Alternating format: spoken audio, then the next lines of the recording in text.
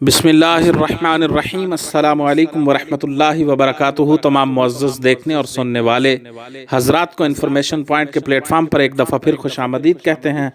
سامعین، وزیر اعظم پاکستان عمران خان نے جنرل ندیم رضا کو chairman joint chiefs of staff committee مقرر کرنے کی منظوری دے دی۔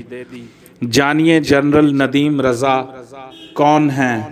وزیر اعظم پاکستان نے جنرل ندیم رضا کو chairman joint chiefs of staff committee مقرر کرنے کی منظوری دے دی۔ ان کی تقرری کا اطلاق 27 نومبر 2019 سے ہوگا۔ وہ جنرل زبیر محمود حیات کی جگہ لیں گے۔ وزیر اعظم عمران خان سے army chief general Qamar Javed Bajwa اور جنرل ندیم رضا نے وزیر اعظم ہاؤس میں ملاقات بھی کی۔ اس وقت general Nadeem Raza chief of general staff کے عہدے پر کام کر رہے ہیں۔ جنرل قمر جاوید باجوہ کو اگست میں پہلے ہی 3 سال مزید مدت کے لیے آرمی چیف تعینات کر دیا گیا ہے۔ جنرل ندیم رضا پہلے ہی 3 سٹار جنرل ہیں اور سینیارٹی کے اعتبار سے جنرل سرفراز ستار کے بعد دوسرے نمبر پر ہیں۔ اب ان کو 4 سٹار جنرل بنا دیا گیا ہے۔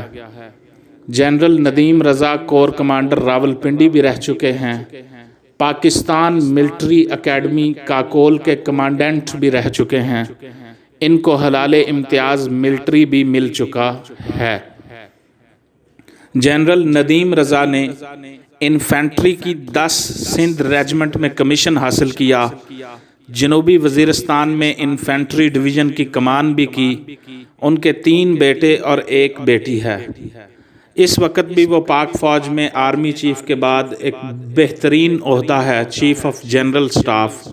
اس پر اپنی خدمات سر انجام دے رہے ہیں۔ تاہم اب 27 نومبر سے وہ 4 سٹار جنرل بن گئے ہیں۔